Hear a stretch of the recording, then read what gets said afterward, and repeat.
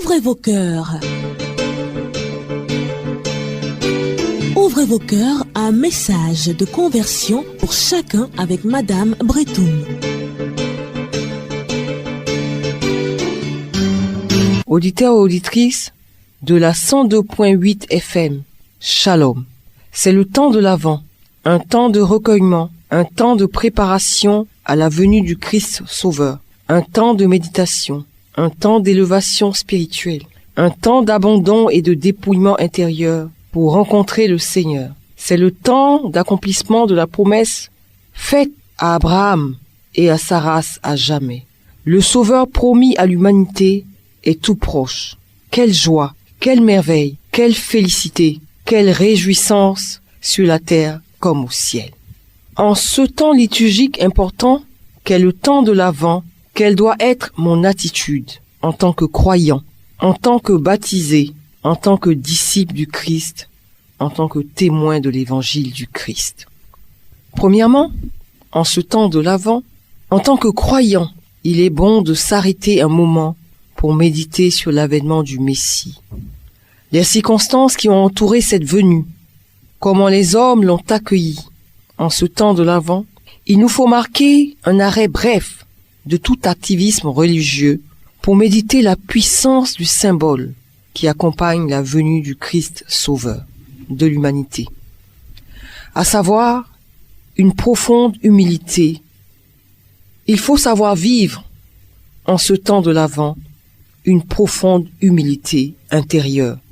En tant que croyant, confessant la foi catholique des premiers apôtres. En effet, Dieu est Dieu. Il règne sur tout l'univers. Il est puissant en sainteté, en magnificence et en gloire. Pourtant, il a accepté, pour la remission de tous nos péchés, de venir à notre rencontre sur cette terre pécheresse, sous la forme d'un bébé nouveau-né. Or, nous savons tous qu'un bébé est fragile, qu'un bébé est faible et vulnérable. Le Christ est aussi venu naître dans une mangeoire d'animaux, là où c'est sale et plein de mauvaises odeurs. Là, à cet endroit, le Seigneur voulait nous communiquer quelque chose. C'est le comble de l'humilité. Un roi, le plus grand parmi les rois, dans une mangeoire, même pas destiné à l'homme, mais aux animaux. Lequel parmi nous voudrait même se coucher dans une niche de chien? Personne. Et c'est là le Sauveur que nous avons choisi, celui qui accepte de naître dans une mangeoire d'animaux. Hélas, de nos jours, quand on nous parle de l'Évangile, nous oublions ce visage du Christ, à savoir celui qui est né dans la mangeoire et qui a dû partir ensuite comme étranger en Égypte. Alors, lorsque nous surviennent quelques épreuves, nous ne voulons pas les affronter et crions tout de suite au scandale. Mais pour un roi, naître dans une mangeoire était un scandale pour les hommes. Et nous sommes pourtant joyeux de chanter que le roi des rois est né à Bethléem, dans une ville de Judée. Mais quand nous chantons la naissance du roi, à Noël, nous sommes un scandale pour les non-croyants et une victoire pour le ciel. Le Christ est venu et est né dans la mangeoire, comme un scandale pour tous ceux qui ne glorifient pas Dieu, mais comme une étoile pour ceux qui aiment et connaissent Dieu. Ceux qui ne connaissent pas Dieu ont été scandalisés par son dénuement, mais ceux qui honorent Dieu ont reconnu le Messie, même dans la mangeoire. Pour la terre, il était comme un animal, mais pour le ciel, il était l'étoile filante du matin, la lumière et la référence du monde. Tout ceci pour dire qu'en tant que croyants, nous devons retenir que les symboles de la vie spirituelle sont différents et ne ressemblent pas aux symboles de la vie charnelle. C'est pourquoi Saint Paul a pu dire « Marchons par l'esprit et non par la chair », ou encore que le Christ a pu dire aux disciples en Jean 14 « Que votre cœur ne se trouble point, je vais vous préparer une place. Si ce n'était pas le cas, je vous l'aurais dit. » En tant que croyants, la naissance du Christ doit nous rappeler que les repères du croyant ne sont jamais les repères de celui qui ne croit pas. Chaque croyant doit cesser alors de se comparer ou de comparer sa vie et sa situation aux non-croyants. Le fils de l'empereur est né au palais et celui de Dieu à la mangeoire. Le Fils de Dieu est mort et il est ressuscité d'entre les morts. Celui de l'empereur est tout simplement mort. Le premier, sa mort nous a communiqué la vie. Le second, par sa vie, est resté mort. Qu'est-ce que je communique en tant que croyant? Qu'est-ce que tu communiques en tant que croyant? La vie ou la mort? Noël pour toi sera-t-il une source de joie ou une source d'interrogation et de soucis essentiellement matériels? Christ vient en mission sur la terre parce que nous avons pour lui déjà à l'origine de la valeur. Il ne vient pas pour essayer de nous donner de la valeur. Il vient pour nous réconcilier avec Dieu et avec les hommes. En ce temps de préparation de Noël, à quoi pensons-nous? Qu'est-ce qui nous préoccupe le plus? Qu'est-ce que nous préparons le plus? Qu'est-ce que nous apprêtons le plus? Pensons-nous à nous réconcilier les uns avec les autres pour être réconciliés avec Dieu? Ou pensons-nous surtout à la bonne nourriture, aux boissons, au vin, aux vêtements, à la belle fête que nous allons organiser à Noël? En ce temps de préparation de Noël, sommes-nous inquiets, tristes et amers parce que nous n'aurons pas de quoi acheter vêtements, nourriture, cadeaux et autres artifices, comme nos voisins ou nos collègues le font? Dans quel état d'esprit sommes-nous pour accueillir l'agneau de Dieu, celui qui n'a nul autre pareil sur la terre et qui n'en aura jamais, quelles que soient les générations? Sommes-nous dans la joie pour accueillir le Christ, ou sommes-nous tristes parce que nous n'avons pas d'enfants à qui offrir des cadeaux? Et pourtant il y a tellement d'enfants malheureux autour de nous qui ne désirent que de recevoir l'affection d'une mère. Et même si ce ne sont pas les nôtres, quelle joie au ciel si nous pouvons leur offrir des cadeaux. Deuxièmement, en ce temps de l'Avent, quelle sera mon attitude en tant que baptisé? Vais-je continuer à revêtir le vêtement nouveau qui m'a été donné par la grâce lors de mon baptême? Ou vais-je retourner à mon ancienne vie et à ma vaine manière de vivre dans le monde, me contentant juste de fêter comme tout le monde, sans jamais vraiment d'abord accueillir le Christ dans mon cœur pour le salut de mon âme? En tant que baptisé, vais-je reconnaître que Noël c'est d'abord la célébration du Christ et non la célébration de moi-même? Troisièmement, en tant que disciple du Christ, en ce temps de l'Avent, quelle sera mon attitude? Être comme le Maître, c'est-à-dire reconnaître le Maître même dans le dénuement ou la richesse, ou renier le Maître chaque fois qu'une occasion le permet? Vais-je affirmer ma foi catholique et la défendre, ou raisonner en moi-même en me disant « c'est la vie qui demande cela, c'est la vie qui me force à cela, c'est la vie qui exige, ou qui me donne de pécher un peu ». Ou encore vais-je dire « Dieu lui-même sait que dans ma situation, je ne peux pas faire autrement que de lui désobéir et de pécher un peu ». Ou encore, je pourrais dire « Si Dieu lui-même ne règle pas ma situation, qu'est-ce qu'il veut que je fasse? Qu'est-ce qu'il faut que je fasse? La vie est bien trop dure et il faut pouvoir s'en sortir. » Mais, que peut bien vouloir dire? Que peut bien vouloir signifier? Il faut pouvoir s'en sortir lorsque je suis disciple du Christ. S'en sortir en reniant Dieu quelque part. Est-ce réellement s'en sortir quand on sait que le disciple doit toujours ressembler à son maître et l'imiter? Un disciple qui renie son maître peut-il être encore un disciple, ou devient-il disciple de celui ou de ceux pour lesquels il a renié son maître? À ce sujet, je voudrais juste dire de la part du Seigneur que celui qui pêche sans cesse et ne cherche pas à se sanctifier chaque fois qu'il pêche, il invite l'esprit du mal à faire tout ce qu'il veut dans sa vie. Chaque fois que tu pêches et que tu te confesses sans vraiment te repentir, tu donnes la permission à l'ennemi de faire ce qu'il veut dans ton couple et dans ta famille, et même dans ton travail. Ton patron peut ne pas apprécier ton travail parce que tu te sanctifies, mais si Dieu l'apprécie, il prendra lui-même soin de toi, et c'est lui qui te défendra. Mais si l'homme apprécie ton travail, quand tu pêches, tu seras peut-être content parce que les hommes te glorifieront et te béniront. Mais en tant que disciple, tu n'auras jamais la paix et la joie. Et ton bonheur sera toujours éphémère. Car les hommes ne savent pas aimer, ne savent pas être reconnaissants, comme Dieu sait aimer et sait être reconnaissant. En ce temps où nous nous préparons à accueillir le Christ, nous avons tous un choix à faire pour aller de l'avant dans notre credo et dans notre foi. Oui, en ce temps de Noël que nous préparons, tu as, ami auditeur de Radio Espoir, ami auditrice de Radio Espoir, un choix à faire pour aller de l'avant dans ton credo, pour ne pas reculer ni regresser. Puisse le Christ se souvenir de l'humanité pour nous y aider. Puisse le Christ, sauveur de l'humanité, nous y aider. Quatrièmement, en tant que témoin de l'Évangile, comment nous préparons-nous à la commémoration de la naissance du Christ venu sauver les hommes.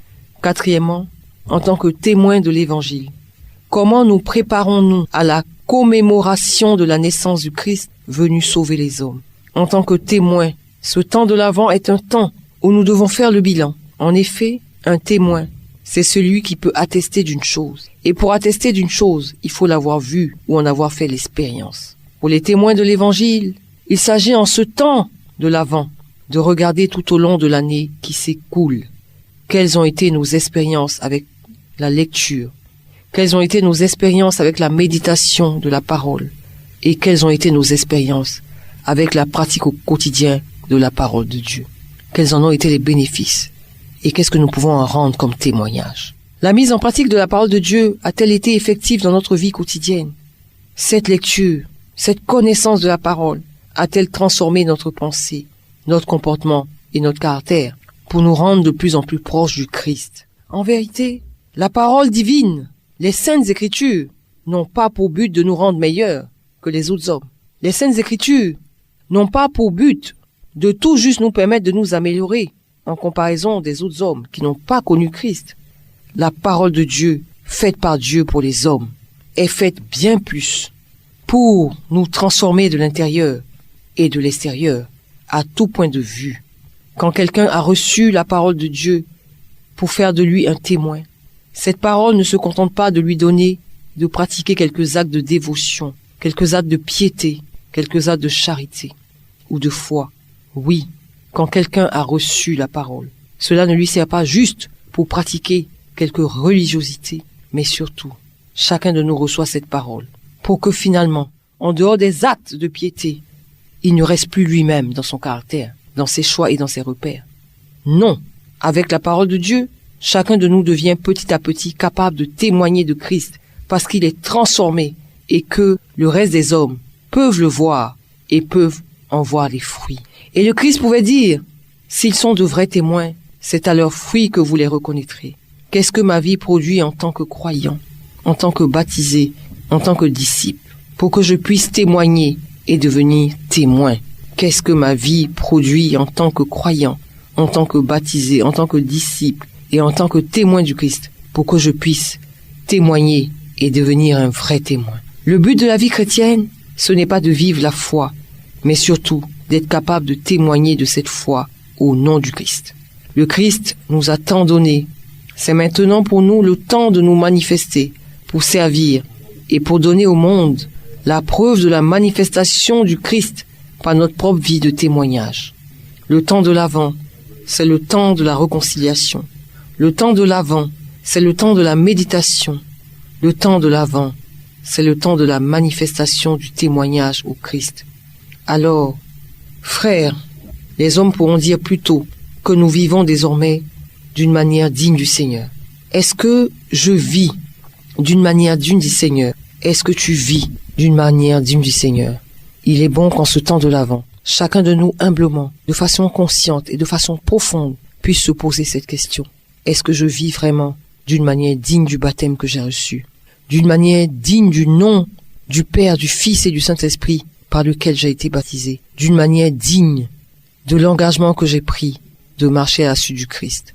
Que le Seigneur nous bénisse tous, que le Seigneur nous protège, que le Seigneur nous élève et que le Seigneur nous donne d'aller à Noël à la rencontre du Christ en étant tous et toutes des bons témoins. Je voudrais remercier mon technicien Alain Monet et toute l'équipe qui m'a accompagné dans ce temps de méditation.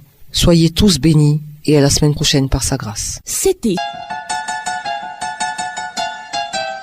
Ouvrez vos cœurs.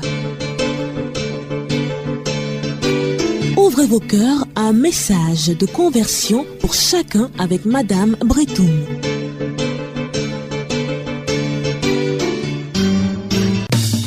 Et revoilà le traditionnel rendez-vous de fin d'année de Radio Espoir au Sanctuaire Marial National d'Abidjan. Ave, Ave, Ave Maria. Avec l'accompagnement spirituel du révérend Père Armazano, directeur spirituel, Radio Espoir vous convie à son pèlerinage annuel de fin d'année le samedi 28 décembre 2024 au Sanctuaire Marial National d'Abidjan de 8h à 14h. Thème: je vous ferai sortir de vos tombeaux. Je l'ai dit et je le ferai. Confère Ézéchiel 37, 12 12 à 14. Orateur, Père Armazanou, directeur spirituel des agents et auditeurs de Radio Espoir. Animation, le cœur divin.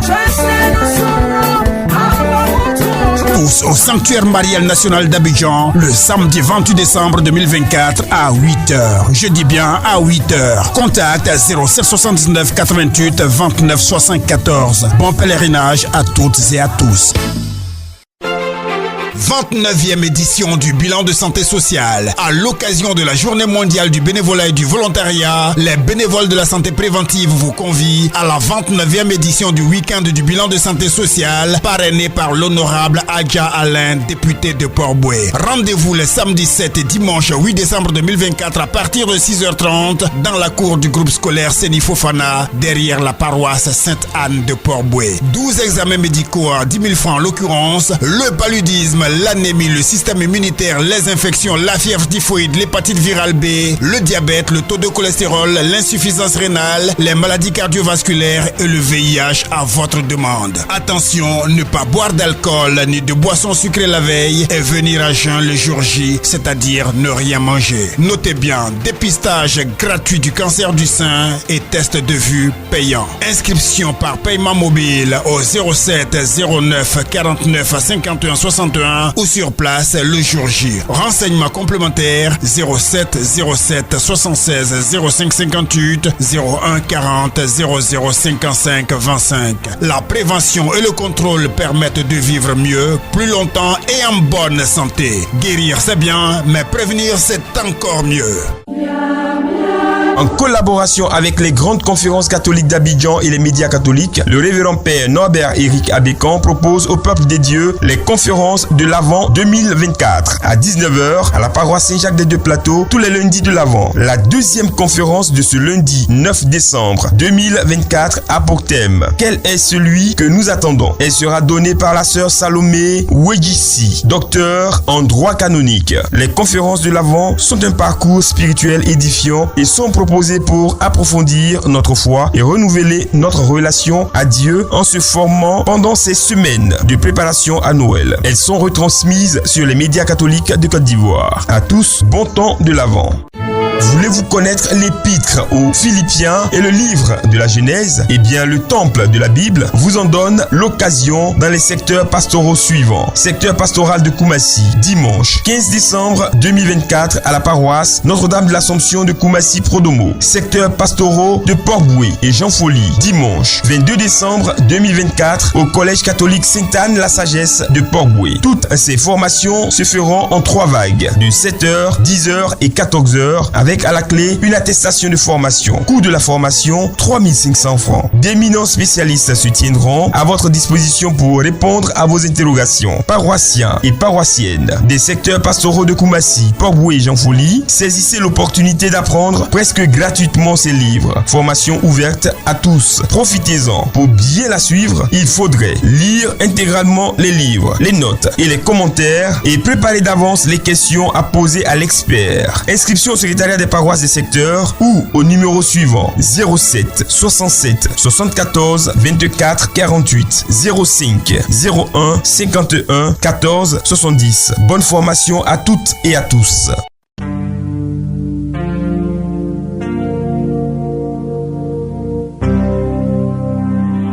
Prépare le chemin du Seigneur, entends celui qui vient au désert de ton cœur.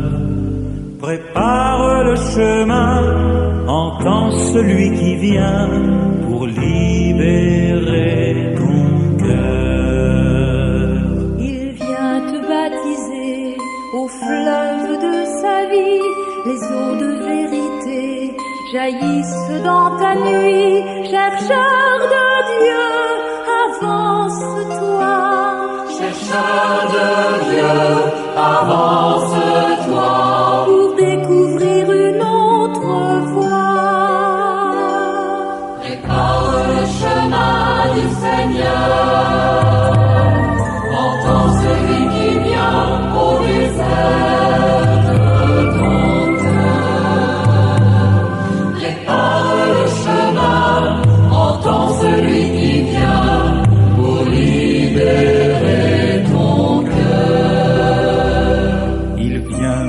greffer au peuple des croyants.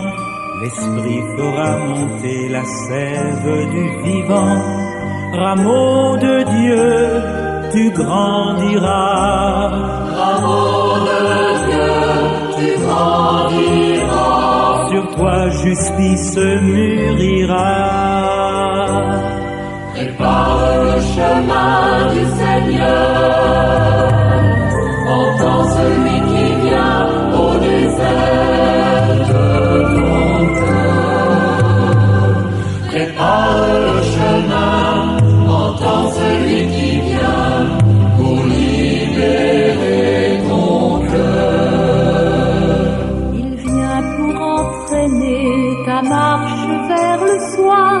Lui seul pourra combler tes creux de désespoir. Ami de Dieu, choisis ses pas. Ami de Dieu, choisis ses pas. Et ton désert refleurira. Prépare le chemin du Seigneur. Entends celui qui vient au désert de ton cœur. Prépare